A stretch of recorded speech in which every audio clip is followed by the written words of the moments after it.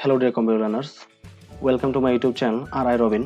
আশা করি আপনার প্রিয়জনদেরকে নিয়ে সবাই অনেক অনেক ভালো আছেন। আজকে আমরা আলোচনা করব ডিজাইন ট্যাবের ডকুমেন্ট ফরম্যাটিং নিয়ে। এটা হচ্ছে পার্ট 21। বাট আপনার যদি হোম ট্যাব এবং ইনসার্ট ট্যাব সম্পর্কে প্রপার আইডিয়া না থাকে তাহলে অবশ্যই প্রিভিয়াস ভিডিওগুলো দেখে নেবেন। পূর্বের ভিডিওগুলোতে আমি হোম ট্যাব এবং ইনসার্ট ট্যাব নিয়ে বিস্তারিত আলোচনা করেছি। সো আমি রবিন আছি আপনাদের সাথে। চলুন শুরু করা যাক।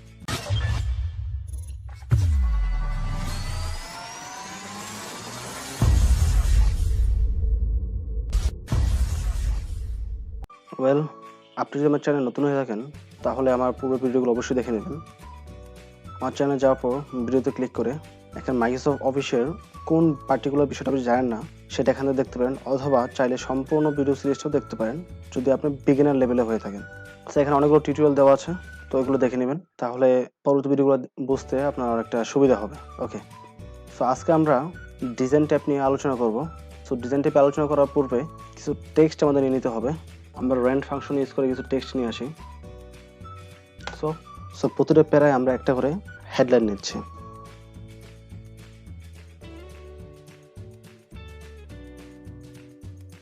সো এখানে স্টাইল ইউজ করে আমরা কিছু হেডার তৈরি করলাম। সো প্রথমে যেটা দেখতে পাচ্ছেন ডিজাইন ট্যাবের ডকুমেন্ট ফরম্যাটিং এর মধ্যে কিছু থিমস দেওয়া আছে এখানে। এখন ডিজাইন ট্যাবে যে থিমগুলো দেওয়া আছে এই থিমগুলো আমরা অ্যাপ্লাই করব।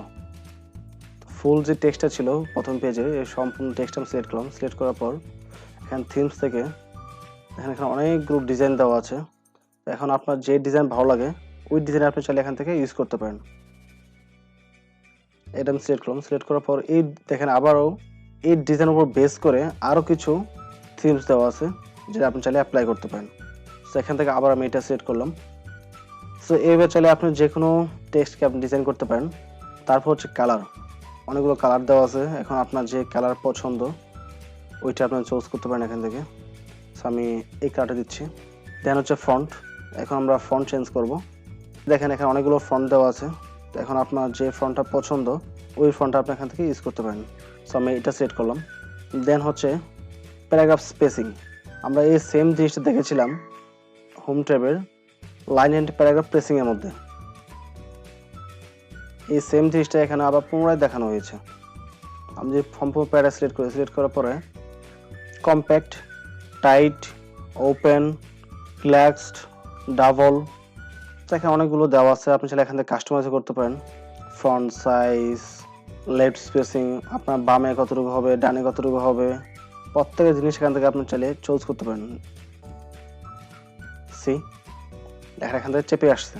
তো এই জিনিসগুলো আপনি জাস্ট ট্রাই করে দেখবেন কোনটা দিলে কি হচ্ছে। সো এটাকে আমি জিরো করে দিচ্ছি।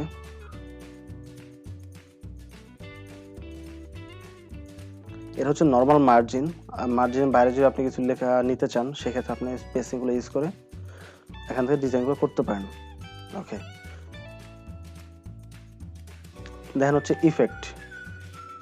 সো এখানে কিছু ইফেক্ট দেওয়া আছে যেটা হচ্ছে আপনার যে থিমস আছে থিমসের মধ্যে এটা দেওয়া ইনক্লুড করা আছে, বাট আমরা এখানে কোনো শেপ নিই যার জন্য ইফেক্টের কোনো রেজাল্ট আমরা দেখতে পাইনি।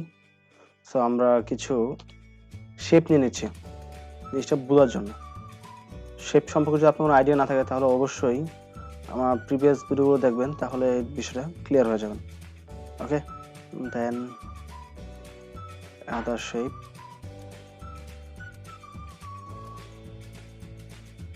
সো আমরা তিনটা শেপ নিয়েছি এখানে। আমরা ডিজাইন ট্যাবে চলে গেলাম। এখন এখান থেকে আমরা এই শেপগুলো দিয়েছি, শেপগুলো কোনো পার্টিকুলার ডিজাইন দিতে চাই তাহলে এখান থেকে আমরা ইউজ করতে পারি, অথবা শেপ নেওয়ার পরে শেপ ফরম্যাট থেকে কিন্তু আমরা ডিজাইন করতে পারি। সো এটা সম্পূর্ণ আপনার কাজের উপর ডিপেন্ড করে কোনটা ইউজ করবেন। যদি আপনি থিমস ইউজ করেন থিমসের মাধ্যমে কিন্তু সম্পূর্ণ জিনিসটা একটা নির্দিষ্ট স্টাইলে চলে আসবে। থিমসের সাথে কিন্তু সবকিছু চেঞ্জ হচ্ছে। ইফেক্টের পরে হচ্ছে set as default. Set as default করলে আপনি এতক্ষণ যাবত যে ডিজাইনটা তৈরি করছেন জাস্ট ইয়েস করার পর এটা ইন্টারনালি ডিফল্ট হিসেবে সেভ হয়ে থাকবে। ওকে, সো এতক্ষণ সাথে থেকে সম্পূর্ণ ভিডিওটি দেখার জন্য আপনাকে অসংখ্য ধন্যবাদ।